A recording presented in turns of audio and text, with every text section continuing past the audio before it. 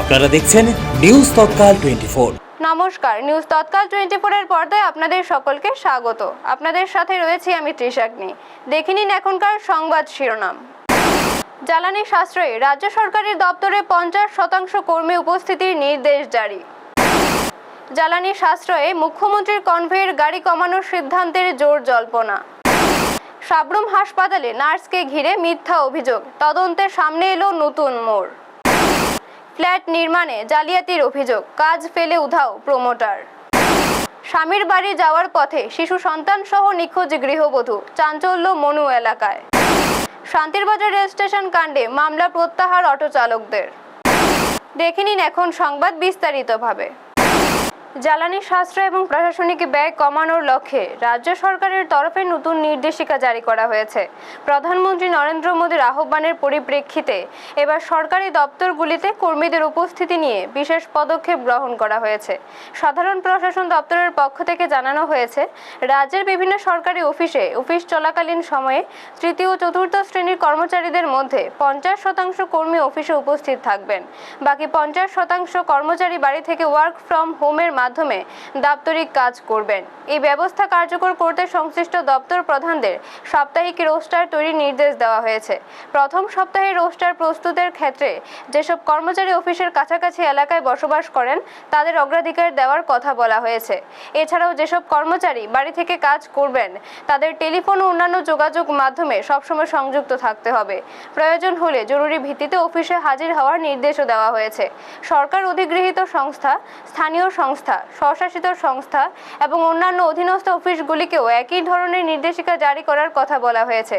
তবে জরুরি পরিষেবার সঙ্গে যুক্ত দপ্তরগুলি এই নির্দেশিকার আওতার বাইরে থাকবে। সরকারি সূত্রে খবর, এই নির্দেশিকা অবিলম্বে কার্যকর করা হয়েছে এবং পরবর্তী নির্দেশ না দেওয়া পর্যন্ত তা বহাল থাকবে। ব্যুরো রিপোর্ট, নিউজ তৎকাল 24। বিশ্বজুড়ে জ্বালানি তেল নিয়ে অনিশ্চয়তা বাড়ছে। এর মধ্যেই দেশবাসীর কাছে জ্বালানি সাশ্রয়ের বার্তা দিয়েছেন প্রধানমন্ত্রী নরেন্দ্র মোদী। কিছুদিন আগে তিনি সাধারণ মানুষকে আগামী 1 বছর স্বর্ণ না কেনার অনুরোধ জানান, পাশাপাশি জ্বালানি তেলের ব্যবহার কমানোর পরামর্শও দেন। এরপর তিনি জানান, নিজের কনভয় গাড়ির সংখ্যাও কমিয়ে আনা হচ্ছে। প্রধানমন্ত্রীর এই সিদ্ধান্তের পর দেশের বিভিন্ন রাজ্যের মুখ্যমন্ত্রীরাও একই পথে হাঁটতে শুরু করেছেন। ইতিমধ্যেই আসামের মুখ্যমন্ত্রী সহ কয়েকটি রাজ্যের মুখ্যমন্ত্রীদের কনভয়ের গাড়ি কমানোর ঘোষণা করা হয়েছে। এবার ত্রিপুরার মুখ্যমন্ত্রী প্রফেসর ডক্টর মানিক সাহারও কনভয়ের গাড়ির সংখ্যা কমানোর সিদ্ধান্ত নিয়েছেন বলে খবর। সূত্রের দাবি, আগে মুখ্যমন্ত্রীর কনভয়ে যেখানে 9টি থেকে 10টি গাড়ি থাকতো, এখন সেখানে মাত্র 3টি গাড়ি রাখা হতে পারে। এই বিষয়ে রাজ্য পুলিশের মহানির্দেশককে প্রয়োজনীয় নির্দেশ দেওয়া হয়েছে বলেও জানা গেছে। এদিকে আন্তর্জাতিক পরিস্থিতির কারণেও জ্বালানি তেল নিয়ে বাড়ছে উদ্বেগ। ইরান ও আমেরিকার সংঘাতের জেরে হরমুজ প্রণালী এলাকায় উত্তেজনা তৈরি হয়েছে। বিশ্বের বড় অংশের জ্বালানি তেল এই পথ দিয়ে পরিবহন করা হয়, ফলে তেল সরবরাহের সমস্যা তৈরি হওয়ার আশঙ্কা দেখা দিয়েছে। বিশেষজ্ঞদের মতে, ভবিষ্যতে জ্বালানি সংকট দেখা দিতে পারে বলেই এখন থেকেই সাশ্রয়ের পথে হাঁটছে কেন্দ্র ও বিভিন্ন রাজ্য সরকার। সেই কারণেই সরকারি স্তরে গাড়ির ব্যবহার কমানোর মতো সিদ্ধান্ত নেওয়া হচ্ছে। ব্যুরো রিপোর্ট, নিউজ তৎকাল 24। সাবরুম মহকুমা হাসপাতালে এক নার্সকে ঘিরে ওঠা অভিযোগের ঘটনায় নতুন মোড় সামনে এসেছে। প্রাথমিকভাবে সামাজিক মাধ্যমে ছড়িয়ে পড়া অভিযোগ নিয়ে এলাকায় চাঞ্চল্য তৈরি হলেও তদন্ত ও যাচাই প্রক্রিয়ার পর অভিযোগের সত্যতা নিয়ে বড় প্রশ্ন উঠেছে। গত 28 এপ্রিল রাতে সাবরুম মহকুমা হাসপাতালে স্ত্রী লিপিকা দেবনাথকে চিকিৎসার জন্য নিয়ে আসেন জয় দেবনাথ নামে এক ব্যক্তি। সেই সময় কর্তব্যরত নার্স সুপ্রিয়া দাসের বিরুদ্ধে দুর্ব্যবহারের অভিযোগ তোলেন তিনি। তবে হাসপাতাল কর্তৃপক্ষ ও সংশ্লিষ্ট বিভিন্ন স্তরে বিষয়টি খতিয়ে দেখার পর জানা যায়, অভিযুক্ত নার্সের বিরুদ্ধে আনা অভিযোগের কোনো ভিত্তি মেলেনি। অভিযোগ রয়েছে, ঘটনার পর থেকে সামাজিক যোগাযোগ মাধ্যমে নার্স সুপ্রিয়া দাসকে উদ্দেশ্য করে অপমানজনক ও মানহানিকর মন্তব্য এবং প্রচার চালাতে থাকেন জয় দেবনাথ। এই ঘটনায় ক্ষোভ ছড়িয়ে পড়ে হাসপাতালের চিকিৎসা কর্মী ও স্বাস্থ্যকর্মীদের মধ্যে। তাদের দাবি, একজন কর্তব্যরত নার্সকে ইচ্ছাকৃতভাবে হেয় প্রতিপন্ন করার চেষ্টা করা হয়েছে, যা শুধু একজন কর্মী নয়, গোটা স্বাস্থ্য পরিষেবার মর্যাদার উপর আঘাত। আজ ঘটনার তদন্তে একটি কেন্দ্রীয় নার্স সংগঠনের প্রতিনিধি দল সাবরুম মহকুমা হাসপাতালে পৌঁছালে হাসপাতালের 50 জনেরও বেশি চিকিৎসা কর্মী ও কর্মচারী একত্রিত হয়ে প্রতিবাদ জানান। উপস্থিত স্বাস্থ্য কর্মীদের বক্তব্য, মিথ্যা অভিযোগ তুলে একজন নার্সের সম্মান নষ্ট করার চেষ্টা অত্যন্ত নিন্দনীয় এবং এর বিরুদ্ধে কঠোর ব্যবস্থা নেওয়া উচিত। ত্রিপুরা রাজ্য নার্স সংগঠন জানিয়েছে, কেন্দ্রীয় কমিটির নির্দেশ অনুযায়ী জয় দেবনাথের বিরুদ্ধে আইনানুগ ব্যবস্থা গ্রহণ করা হবে। ইতিমধ্যে কর্তব্যরত নার্স সুপ্রিয়া দাস সাবরুম থানায় লিখিত অভিযোগ দায়ের করেছেন। স্বাস্থ্যকর্মীদের বক্তব্য, জীবনের ঝুঁকি নিয়ে সাধারণ মানুষের সেবায় নিয়োজিত নার্সদের বিরুদ্ধে উদ্দেশ্য প্রণোদিত অপপ্রচার কোনোভাবে মেনে নেওয়া হবে না। ব্যুরো রিপোর্ট, নিউজ তৎকাল 24। এবং সেই সময় থেকে আজকে অবধি আমাদের all India nursing association, train nurse বলেন, ইন সার্ভিস নার্স বলেন, সবার জন্য স্টেপ নিয়ে আছে কিভাবে আমাদের পরিষেবাটাকে ভালো করা যায়, নার্সিং প্রফেশন কিভাবে ডেভেলপ করা যায়, আজকাল যে ইনোভেশন গোয়িং অন, এখানে আমাদের কি মডার্ন নার্সিংটাকে উপরে পৌঁছাতে পারি। তো এটার জন্য তো আমরা শুধু চেষ্টা করলে হবে না, train nurse association of India এটা স্টেপগুলি নিয়ে থাকে। তাছাড়া নার্সিং প্রফেশনের কোনো আপদ বিপদ, এই যে আজকের এই ঘটনা, সব কিছুর পাশে ট্রেন নার্স অ্যাসোসিয়েশন সবসময় আছে। তো আমরা ট্রেন নার্স অ্যাসোসিয়েশন অফ ইন্ডিয়ার পক্ষ থেকে যে ত্রিপুরা স্টেট ব্রাঞ্চ, আমরা সক্রিয় হয়ে উঠেছি। আমরা এটাকে এইভাবে ছাড়বো না, আগামী দিনেও দেখব, এখন আছি, তারপর ভবিষ্যতেও থাকবো। আর আমরা নার্সিং উন্নতির জন্য কি করতে হয়, আমরা আমাদের বেস্ট আমরা দিয়েই যাব। আর আমরা তো একা পারবো না, এটা কি হচ্ছে সমাজের সবার সমন্বয়, এটা হচ্ছে একটা টিম ওয়ার্ক, এটা একটা পরিবার, সমাজ, পরিবার, হসপিটাল সেট আপ সব কিছু নিয়েই আমাদের এগিয়ে চল। কিন্তু এই ধরনের বাধাপ্রাপ্ত হলে আমরা কি করে করবো? তো আপনাদের কাছেও অনুরোধ, আপনারা প্রেস মিট বলেন, সেই সংবাদপত্র মিডিয়ার মাধ্যমেই বলেন, আপনারাও হেল্প করতে হবে যেন এই যে বাধাগুলি এগুলি আমরা দূর করতে পারি, তাহলে আমরা এগিয়ে যেতে পারি। Train nurse association of India সবসময় নার্সিং পার্সনদের আছে, সমাজের পাশে আছে, উন্নতির পথে আছে। ফ্ল্যাট তৈরির নামে প্রতারণার অভিযোগকে কেন্দ্র করে চাঞ্চল্য ছড়িয়েছে এলাকায়। কাজ অসম্পূর্ণ রেখে সংস্থার সদস্যরা পালিয়ে যাওয়ার অভিযোগে তুলে উদ্বেগ প্রকাশ করেছেন জায়গার মালিক শম্ভু ঘোষ। অভিযোগ, 2022 সালের আগস্ট মাসে বৈষ্ণবী এসকে রেসিডেন্সি নামে একটি ফ্ল্যাট কোম্পানির সঙ্গে চুক্তিবদ্ধ হন শম্ভু ঘোষ। চুক্তি অনুযায়ী ধীরে ধীরে ফ্ল্যাট নির্মাণের কাজ শুরু করে সংস্থাটি। তবে কাজ চলাকালীন সময়ে বিভিন্ন অনিয়ম ও জালিয়াতির বিষয় নজরে আসে জায়গার মালিকের। শম্ভু ঘোষের দাবি, নির্মাণ কাজে একাধিক অসঙ্গতি দেখতে পেয়ে তিনি বিষয়টি নিয়ে ফ্ল্যাট নির্মাণের দায়িত্বে থাকা দীপেন পালের সঙ্গে কথা বলতে যান। কিন্তু অভিযোগ, সমস্যার সমাধান তো দূরের কথা, উল্টো তার সঙ্গে দুর্ব্যবহার করা হয়। পরবর্তীতে বিষয়টি নিয়ে আগরতলা পুর নিগমে লিখিত অভিযোগ জানান জায়গার মালিক। আজ জমির পরিমাপের জন্য লোক নিয়ে আসা হলে হঠাৎই সংস্থার সদস্যরা নির্মাণ সামগ্রী ফেলে রেখে কাজ অসম্পূর্ণ অবস্থায় সেখান থেকে চলে যায় বলে অভিযোগ। ঘটনার পরই শম্ভু ঘোষ এডিনগর থানায় লিখিত অভিযোগ দায়ের করেন। পুরো ঘটনাকে ঘিরে এলাকায় চাঞ্চল্যের সৃষ্টি হয়েছে। ব্যুরো রিপোর্ট, নিউজ তৎকাল 24। আমরা এখানে যারা ফ্ল্যাট কিনেছে না, যারা পারচেস করেছে, প্রায় 7 জনের সাথে আমরা যোগাযোগ করা সম্ভব হয়েছে। একজনের মারফতে চিঠি দিয়েছি, তারা পেয়ে গেছে। তো আমরা ওদেরকে দুটো জিনিস জানিয়েছি। একটা হলো এই যে প্রজেক্টের নামটা যেটাই নির্ধারিত হয় মূল এগ্রিমেন্টে, এটা নিয়ে রেরা থেকে রেজিস্ট্রেশন সার্টিফিকেট বের করতে হয়। এই সার্টিফিকেট ধরে, এই নাম ধরে পার্টিদের সাথে এগ্রিমেন্ট করতে হয়। আমাদের সাথে তারা সেই নামটাই সে জালিয়াতি করেছে। সে অন্য নামে রেরা থেকে এখানকার রেজিস্ট্রেশন সার্টিফিকেট বেরি করেছে।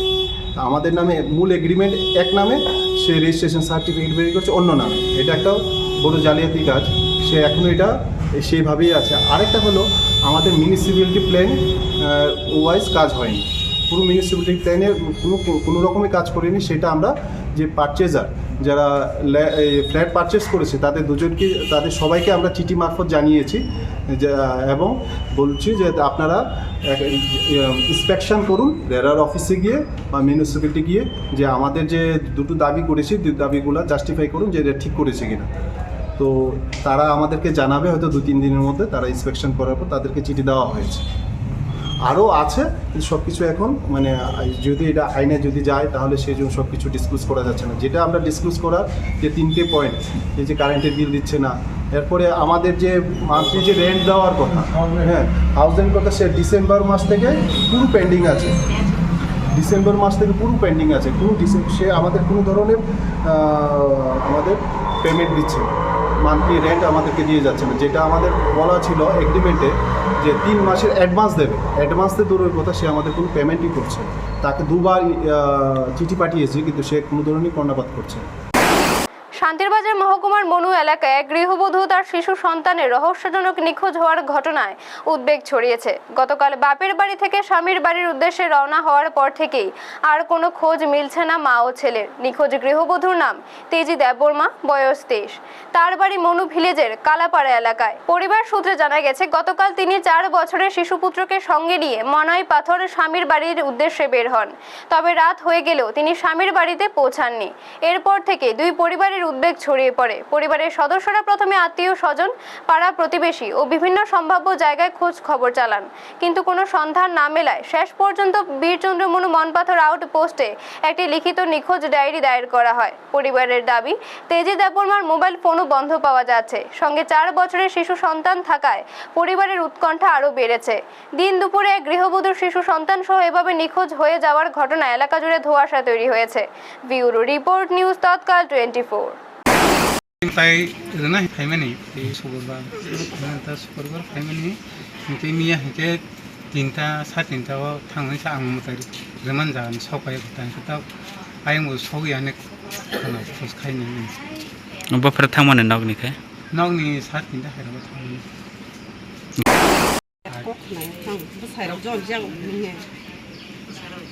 बुसाइनो खबर मनाय पाथर को बुसाइदे फाइना फाइना बसाइ जोंसो थाङो बुसाइ फाइना फाया बुसाइ रगो बर पाथर जरा आगो नाय मिसाफु। শান্তিরবাজার রেল স্টেশন এলাকায় অটো চালকদের উপর হামলার ঘটনাকে কেন্দ্র করে তৈরি হওয়া উত্তেজনায় অবশেষে মীমাংসা হয়েছে। দুই পক্ষের আলোচনার মাধ্যমে পরিস্থিতি স্বাভাবিক হওয়ায় স্বস্তির নিঃশ্বাস ফেলেছেন অটো চালকরা ও সাধারণ মানুষ। ঘটনার বিবরণ অনুযায়ী গত মঙ্গলবার সন্ধ্যায় শান্তিরবাজার রেল স্টেশন এলাকায় কিছু দুষ্কৃতীর হাতে আক্রান্ত হন কয়েকজন অটো চালক। এই ঘটনাকে কেন্দ্র করে এলাকায় উত্তেজনা ছড়িয়ে পড়ে। পরদিন বুধবার দক্ষিণ ত্রিপুরা অটোরিকশা মজদুর সংঘের উদ্যোগে শান্তিরবাজার থানায় অভিযুক্তদের নাম উল্লেখ করে একটি লিখিত অভিযোগ দায়ের করা হয়। পাশাপাশি অভিযুক্তদের দ্রুত গ্রেপ্তারের দাবিতে পুলিশকে 24 ঘন্টার সময়সীমাও বেঁধে দেওয়া হয়। সংগঠনের পক্ষ থেকে জানানো হয়েছিল, দোষীদের বিরুদ্ধে উপযুক্ত ব্যবস্থা না নিলে অনির্দিষ্টকালের জন্য অটো চলাচল বন্ধ রাখা হবে। অভিযোগ পাওয়ার পর দ্রুত পদক্ষেপ নেয় শান্তিরবাজার থানার পুলিশ। থানার সেকেন্ড অফিসার এসআই সমীর বিশ্বাসের নেতৃত্বে ঘটনার সঙ্গে জড়িত এক ব্যক্তিকে আটক করে থানায় নিয়ে আসা হয়। পরবর্তীতে দুই পক্ষের মধ্যে আলোচনার মাধ্যমে সমস্যার সমাধান হওয়ায় দক্ষিণ ত্রিপুরা অটোরিকশা মজদুর সংঘ তাদের দায়ের করা অভিযোগ প্রত্যাহার করে নেয়। শান্তিরবাজারের গার্ধাং অটো স্ট্যান্ডে আয়োজিত এক সাংবাদিক সম্মেলনে সংগঠনের পক্ষ থেকে জানানো হয়, বর্তমানে পরিস্থিতি সম্পূর্ণ স্বাভাবিক রয়েছে এবং অন্য দিনের মতো অটো চলাচলও স্বাভাবিক থাকবে। ব্যুরো রিপোর্ট, নিউজ তৎকাল 24। শান্তিরবাজার থানাতে যে গতকালের রেল স্টেশন নিয়ে যে আমরা থানাতে একটা মামলা করেছিলাম, আমরা সেই মামলা থেকে একটু আগে উভয় পক্ষ বসে সেই মামলা প্রত্যাহার করছি। আগামী দিন থেকে আমাদের রেল স্টেশনের সমস্ত যাত্রী পরিষেবা এবং সমস্ত ড্রাইভার এবং আমাদের যাবতীয় ভারতীয় মজদুর সংঘের, ত্রিপুরা অটোরিকশা মজদুর সংঘের শান্তিরবাজার শাখার যত রকম কার্যকলাপ সমস্ত কিছু আগের মতোই পরিষেবা আমরা দিয়ে থাকব এবং ওরা শান্তিরবাজার থানার কে আমরা অসংখ্য ধন্যবাদ জানাই। আমাদের 24 ঘন্টার যে আলটিমেটাম আমরা দিয়েছিলাম সেটাকে তারা 1 ঘন্টার মধ্যেই আসামিকে অ্যারেস্ট করেছে এবং আমরা সবাই বসে আজকের এই যে মামলা, সেই মামলা আমরা প্রত্যাহার করি। এখনকার মতো সংবাদ এই পর্যন্ত। পরবর্তী সংবাদের জন্য চোখ রাখুন নিউজ তৎকাল 24 এর পর্দায়। আপনারা দেখছেন নিউজ তৎকাল 24।